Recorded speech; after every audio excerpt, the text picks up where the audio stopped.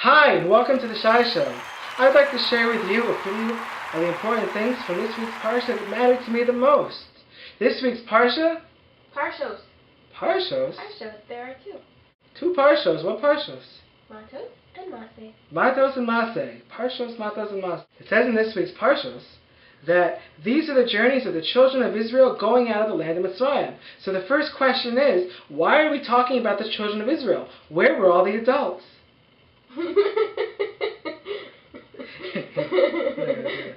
The next question is, why are we talking about journeys when there's only one journey out of Mitzrayim? You leave Egypt, you're out of Egypt. If the first journey was from the city of Ramses, which was inside of Egypt, to the city of Sukkot, which is outside of Egypt, all the other 42 journeys that the Parsha talks about is already outside of Egypt. So what are the journeys when there should only be journey? Possibly, if we're trying to figure out why it's journey, not journeys, we can look at the word from Mitzrayim itself. We know Lashon HaKodesh, Ivrit, Hebrew, is like no other language, that the word itself, the letters itself, describe the thing. The noun, if something is called a noun, if something's a thing, and it has a certain word in Lashon HaKodesh, if we look at those letters, we can understand better what that name means. So the word Mitzrayim comes from the word Meitzarim. Meitzarim. Meitzarim is a language of restriction, of narrowness, of being squished. And that narrowness, we understand, is not the narrowness of coming to a geographical place, because like we discussed, if it was just a geographical citation, if it was just geographical notation, we would know already that we already left Egypt. So there's some part of Mitzrayim that was either emotionally or spiritually with us. And if we look at the words, that we understand that it means narrowness or restriction, and we're on our way to the land of goodness and spaciousness, Eretz Yisrael, the land of Israel, then we understand that the spaciousness is a reference to becoming more holy. And these restrictions are the restrictions that sometimes we face, the challenges that we face, the opportunities that we face that are holding us back from whatever progression it is that we need to be progressing. So we understand that the whole, when I say journeys, because and through these different 42 stopping points, that these different stopping points were the different trials and tribulations, the different difficulties that we faced in order to grow and to go further, the different difficulties that represented restriction of our solar, of our neshama, of our solar power? Of our solar restrictions, and that it could become unlimited if we would only just let it. Let it in the sense of overcome and stay focused on the journey towards the Holy Land, towards that area of spaciousness. Another question that might occur to us is that when we're discussing the going out of Egypt in these 42 stages, that if this is talking about the journeys, why are we talking about the 42 places we stopped? Think about it. It's okay. I'll feed you, baby birds. I'll let you in on it. That these 42 stopping points, I have found anyway, at the times that seemed the most slowest, the most stagnation, the most setbacks that possibly could be coming my way, have been the times that have pushed me to really dig in my heels and to push so much harder to go so much more forward. So in reality, these points that seem like stopping points turned out to be the biggest growing points. Go you! And when the Medrash referred to these different stopping points, it talked about a father taking care of an ill child. And yet when Hashem, in the Pasukim, referred to these different stopping points, he spoke about the stopping points in which he was angered. So if he was angered, how is it the same thing that the Medrash was saying? It's just like a father taking care of an ill child.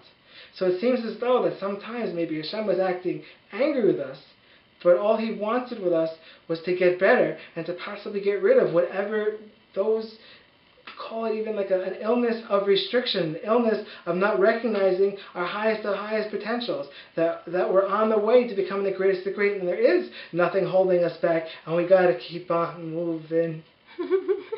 By keeping on moving and understanding that that these are illnesses to be overcome, that the idea of restriction, about thinking that there's something we can't do, there's some spaciousness and holiness and goodness in Eretz Yisrael that's not for us, these are the kind of restrictions that we were meant to throw off. So by pointing it out, it was a child, like a father looking at a child who wasn't well in order to get it better, is because we are always on our way to get better, even when they look like terrible difficulties. But nonetheless, they're difficult. Don't get me wrong, they're hard. But that's what it seems to be, that when the Jews had the chance to look back at these 42 stopping points and realize all the struggles and tribulations that we went through, we're understanding that these struggles and tribulations were for good, and we get to finally see how good they were, so it made it a bit easier to take care of these or feel better about the past difficulties, because they had the opportunity to see the goodness that it brings. But I think the message is for now that even if we're not necessarily merit the ability to see the goodness that each of our struggles and trials and tribulations bring, we should know that all these tribulations are in fact really opportunities for good things, or more good things, to come our way. And sometimes when we're still dealing with these restrictions and we're on this journey to become more holy and more kadosh and more spacious and open and being able to take in the good, sometimes we're letting ourselves think that there are certain restrictions that are restricting us, even though there's actually nothing restricting us except our own minds restricting us. So instead of thinking that maybe we should live with such restriction, possibly there's a concept of jumping in and acting possibly above what we do. And if you're concerned, well, why should I do such a thing? There's a story from the Masechta of Avodah Zarah, from the Talmud, that teaches us that there's going to come a time when there's going to be people who did things for reasons of money, for reasons of convenience, but it turns out they benefited people. So what do they want? They want the reward for it. And what does Hashem say? He says, you may have the reward. And we have a principle of Mitov shelo lishma. And this principle is sometimes if we do things maybe not perfectly for the sake of heaven, for perfectly the sake of purity, with purity, doing things with great purity, still it brings to purity. So if we even do an act like eating on Shabbos and saying, wow, this is for the sake of Shabbos, this is for the sake of connecting to Hashem, the fact that we want to become closer, the fact that we want to want, and that we're really driving to become this closer, actually brings us closer. So this concept of doing it not with great purity brings us to purity, because the act itself, without purity, has some bit into it, even if it's just a want to become more pure, and that itself is a reward and lets us become more pure. Let us try, let us do, and understand that even that trying and even that doing, even if it's not with great purity, is bringing greater purity. Thank you so much, my friends, for coming by, and I'll see you next week. The best opportunity to learn, opportunity to do good things, like watching my YouTube videos.